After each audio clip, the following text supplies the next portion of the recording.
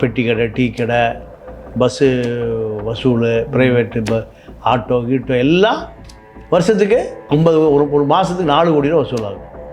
2.5 கோடி கொடுத்துருக்காங்க. யார் அந்த தனியார் நிறுவனம்? நீங்கள் இந்த 40 ரூபாயை 20 ரூபா வாங்க, மக்கள் பலனடைவான். இது ரெண்டுமே இல்லை. ஒன்று எர்ணாவூர் நாராயணனுக்கு போகுது, இல்லை அரசு கஜானாவுக்கு போகாமல் வழியில் தடுக்கப்படுது. யாரால? அடித்தட்டு மக்கள் பூரா கிளாம்பாக்கம் போய் பஸ் ஏறி முடியாது. கிளாம்பாக்கம் போய் சேருவதற்கான அடிப்படை கட்டமைப்புகள் இல்லை. மெட்ரோ ரயில் இல்லை, இன்னும் பஸ் இல்லை. அப்போது இந்த அடிப்படை கட்டமைப்பு இல்லாமல் அவசரமாக ஏன் கிளாம்பாக்கம் பண்ணுறீங்க? பெருங்குளத்தூரம் பேசஞ்சர் ஏற்றுறான், எல்லா வண்டியும் நின்றுக்குது.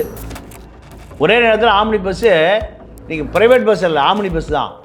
ஆம்னி பஸ்ஸு எப்போ போய் பாருங்கள், ஒரு 300 பஸ் நிற்கும். எங்கே? பெருங்குளத்தூரில்.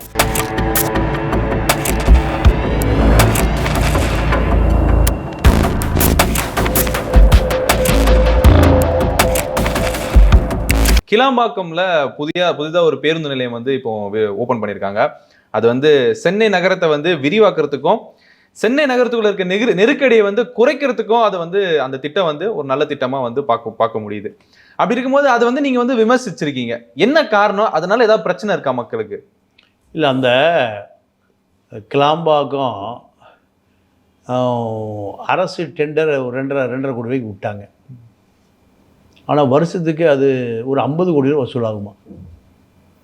இப்போ பெட்டி கடை, டீ கடை, பஸ்ஸு வசூல், ப்ரைவேட்டு ஆட்டோ கீட்டோ எல்லாம் வருஷத்துக்கு 50 ஒரு மாதத்துக்கு 4 கோடி ரூபா வசூலாகும். 2.5 கோடி கொடுத்துருக்காங்க. யார் அந்த தனியார் நிறுவனம்? அமைச்சருக்கு பினாமியா, இல்லை ஆளுங்கட்சிக்கு பினாமியா? அரசு பணம் வந்து அரசு கஜானாவுக்கு போகணும். தனியார் கஜானாவுக்கு போனால் நீங்கள் இப்போ கோயம்பேட்டில் பார்த்தீங்கன்னா முழுக்க எர்ணாவூர் நாராயணன் தான் எடுத்திருக்கார். சைக்கிள் ஸ்டாண்டு, கார் ஸ்டாண்டெல்லாம். ஏன் அரசு செய்யக்கூடாது? அந்த காசு அரசுக்கு வரக்கூடாதா? அரசுக்கு ஒரு 50 கோடி ரூபா வரக்கூடிய வருமானம், அரசு வந்து அவர் டெண்டர் விட்டு 2 கோடி வாங்கிட்டு மீதி 48 கோடி தனியாருக்கு போயிடுது. அங்கே அதாவது ஒரு 40 ரூபா வாங்குகிறாங்க. 40 ரூபா ஒரு ஒரு மோட்டார் சைக்கிள் ஒரு நாளைக்கு 40 ரூபா. இப்படி எனக்கு தெரிஞ்சு ஒரு 4 ஃப்ளோர் இருக்குது. 4 ஃப்ளோர் கோயம்பேட்டில். 4 ஃப்ளோர்லேயும் குறைஞ்சது ஒரு 2000 வண்டி 8000 வண்டி நிற்குது. 8000 × 40 நீங்கள் கணக்கு போடு. இது அரசு கஜானாவுக்கு போனால் மக்களுக்கு ஏதோ நல்லது நடக்கும். ஒன்று இல்லை, நீங்கள் இந்த 40 ரூபாயை 20 ரூபா வாங்க, மக்கள் பலனடைவான். இது ரெண்டுமே இல்லை. ஒன்று எர்ணாவூர் நாராயணனுக்கு போகுது, இல்லை அரசு கஜானாவுக்கு போகாமல் வழியில் தடுக்கப்படுது. யாரால? 2. இப்போ அது கிளாம்பாக்கத்தில் தனியார் நிறுவனத்துக்கு ஒரு 2.5 கோடி ரூபாய்க்கு டெண்டர் விட்டாங்களாம். அரசே வசூல் பண்ணால் எவ்வளோ வசூலாகுமா? 50 கோடி. ஒன்று. இரண்டாவது, எல்லா மக்களுமே கிளாம்பாக்கம் போய் சேர்ந்துட முடியுமா? அடித்தட்டு மக்கள் பூரா கிளாம்பாக்கம் போய் பஸ் ஏறி முடியாது. கிளாம்பாக்கம் போய் சேருவதற்கான அடிப்படை கட்டமைப்புகள் இல்லை. மெட்ரோ ரயில் இல்லை, இன்னும் பஸ் இல்லை. அப்போது இந்த அடிப்படை கட்டமைப்பு இல்லாமல் அவசரமாக ஏன் கிளாம்பாக்கம் பண்ணுறீங்க?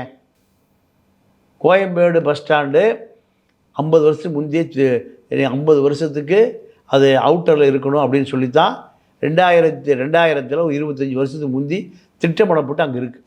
அதனால் எந்த தொந்தரவும் இல்லை. அங்கே போகிற எல்லா பஸ்ஸும் எங்கே போயிடுது?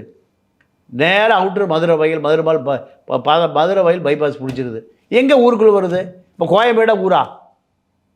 தனியாருக்கு தாரை வார்ப்பதற்காக திட்டமிடப்படுகிறது. ஒன்று.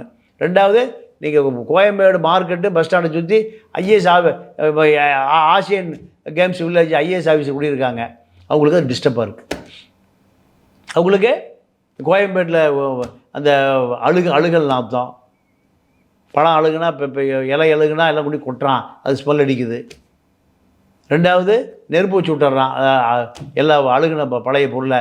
அது அந்த முன்னாடி ஒரு 1000 பேர் இருக்காங்க, பின்னாடி ஒரு 1000 பேர் இருக்காங்க, ரிட்டையர்டு ஐஏஎஸ் ஐபிஎஸ் அதிகாரிகள். இவர்கள் இது இடையூறாக இருக்குது, வேறு ஒன்றும் இல்லை. கோயம்பேடு மார்க்கெட்டு திருமூலசிக்கு, பஸ் ஸ்டாண்டு கிளாம்பாக்கம், இது பீஸ்ஃபுல்லாகிருமா? இது ஒரு வணிக வளாகம். எது? கோயம்பேடு பஸ் ஸ்டாண்டும் மார்க்கெட்டும் வணிக வளாகம். ஜி ஸ்கொயருக்கு கொடுத்துருவாங்க, முடிஞ்சு போச்சு. அங்கே ஒரு 20 மாடிக்கு ஃப்ளோர் வந்துடும். அவ்வளோதான். அது பெரிய வணிக வளாகம். ஒரு ஸ்கொயர் ஃபீட்டு 10,000 ரூபா, 100 ஸ்கொயர் ஃபீட்டாக 10 லட்ச ரூபா. அப்போது இது மக்கள் தட்டி கேட்குறதுக்கு ஆளுங்கட்சி இல்லை, எதிர்கட்சி இல்லை, எல்லா கட்சியும் கரிகால கட்சியாக இருக்குது. யார் கரிகால? மணல் திருடன் கரிகால. எந்த ஆர்ப்பாட்ட போராட்டம் நீதிமன்றத்துக்கு போய் எதுவுமே இல்லை. கோயம்பேடுனால யாருக்கும் எந்த தொந்தரவும் கிடையாது. கோயம்பேடு பஸ்ஸு ஊருக்குள்ளே ஆந்திரா போகிறது இது வழியாக போயிடுறான், மாதவரம் வழியாக போயிடுறான். மேற்கு பக்கம் போகிறது தர்மபுரி, கிருஷ்ணகிரி, பெங்களூர் போகிறது எங்கே? கோயம்பேடு ஆரம்பித்து பூந்தமல்லி வழியாக போயிடுறான். சிட்டிக்குள்ளே வர்றதில்ல. 4700 5000 பஸ் இருக்குது. ஆம்னி பஸ் எங்கே சுற்றுறான்? சிட்டிக்குள்ளே தான் இப்போ பேசஞ்சர் ஏற்றுறான். 7 மணி துவக்கம் 9 10 மணி வரைக்கும் 5000 பஸ் எங்கே சுற்றுறான்? சிட்டிக்குள்ளே தான் சுற்றுறான். அதை தடுக்க முடியாது. ஏன்? தனியார் முதலாளிகள் நீங்கள் இப்போ டிரான்ஸ்போர்ட் மினிஸ்டருக்கு தேர்தல் எழுதி கொடுத்துட்றான். ஆனால் இப்போ அது இன்னொரு சைடில் பார்க்கும்போது முக்கியமாக டிராஃபிக் ஆகிற இடம் வந்து பெருங்கலத்தூர். அப்படி இருக்கும்போது அந்த பெருங்கலத்தூர் டிராஃபிக்கையும் தடுக்கணும், தாம்பரம் டிராஃபிக்கையும் தடுக்கணுன்ற போது நம்ம கோயம்பேடு பஸ் ஸ்டாண்டை சிட்டிக்கு அவுட்டரில் வச்சாதான் அது வந்து முடியுன்ற ஒரு ஒரு பிளானிங் இருக்குல்ல. அந்த ஒரு அடிப்படையில் அவங்க வந்து அந்த கிளாம்பாக்கம்ன்ற ஒரு பஸ் ஸ்டாண்டை வந்து உருவாக்கியிருக்காங்க. அதனால பெருங்கலத்தூர் தாம்பரம் சைடில் வந்து கொஞ்சம் டிராஃபிக்லாம் குறையும், நெருக்கடி குறையும், சென்னைக்குள்ளேயே கொஞ்சம் நெருக்கடி குறையுன்ற ஒரு பிளானிங் இருக்குல்ல. இல்லைங்க, அதாவது பெருங்கலத்தூர் டிராஃபிக் ஏன் ஜாம் ஆகுதுன்னா, பெருங்கலத்தூர் பேசஞ்சர் ஏற்றுறான், எல்லா வண்டியும் நின்றுக்குது. ஒரே நேரத்தில் ஆம்னி பஸ்ஸு, நீங்கள் ப்ரைவேட் பஸ் இல்லை, ஆம்னி பஸ் தான். ஆம்னி பஸ்ஸு எப்போ போய் பாருங்கள், ஒரு 300 பஸ் நிற்கும். எங்கே? பெருங்கலத்தூரில். ஆம்னி பஸ்ஸை நீங்கள் கிளியர் பண்ணால பெருங்கலத்தூரில் ஜாம் ஆகாது. பெருங்கலத்தூரில் தான் பாயிண்ட்டே அவங்களுக்கு, யார்? ஆம்னி பஸ்ஸுக்கு. அப்படி ஒரு விஷயம் இருக்கனால தான் அதை வந்து தடுக்கிறதுக்காக கொஞ்சம் முன்கூட்டியே அந்த ஒரு பஸ் ஸ்டாண்டை நம்ம கட்டி. இல்லை, நீங்கள் ஆம்னி பஸ்ஸை தடுக்கணுமே தவிர அரசு பஸ்ஸை, ஆம்னி பஸ்ஸில் போகிறவர் 1000 ரூபா கொடுத்து போகிறான், அரசு பஸ்ஸில் போகிறவன் 250 ரூபா கொடுத்து போகிறான். யாருக்கு நீங்கள் சலுகை பண்ணணும்? ஆம்னி பஸ்ஸுக்கா? ஆம்னி பஸ்ஸில் போகிற ஏசி போட்டு படுத்து தூங்கிட்டு போகிறவன் தான் ஆம்னி பஸ்ஸில் போகிறான். ஏழை எளியவன் எதில் போகிறான்? அரசு பஸ்ஸில். அரசு பஸ்ஸு 50 நிற்கும், 300 பஸ் ஆம்னி பஸ் நிற்கும். எங்கே? பெருங்கலத்தூரில். அப்போ நீ யாருக்கு சலுகை பண்ணணும்? ஆம்னி பஸ்ஸுக்காரன் முதலாளி அரசுக்கு பணம் கொடுக்குறான், அதிகாரிகளுக்கு பணம் கொடுக்குறான், அரசியல்வாதிக்கு பணம் கொடுக்குறான், அவனுக்கு தான் பாதுகாப்பு. அரசு பற்றி யாருக்கு பணம் கொடுக்குறான்? ஏழை எளியவன் போகிறான், அவனுக்கு பாதுகாப்பு இல்லை. ஆக இந்த அரசுகள், அதிமுக திமுக 2 அரசுகளுமே யாருக்கு பாதுகாப்பாக இருக்குது?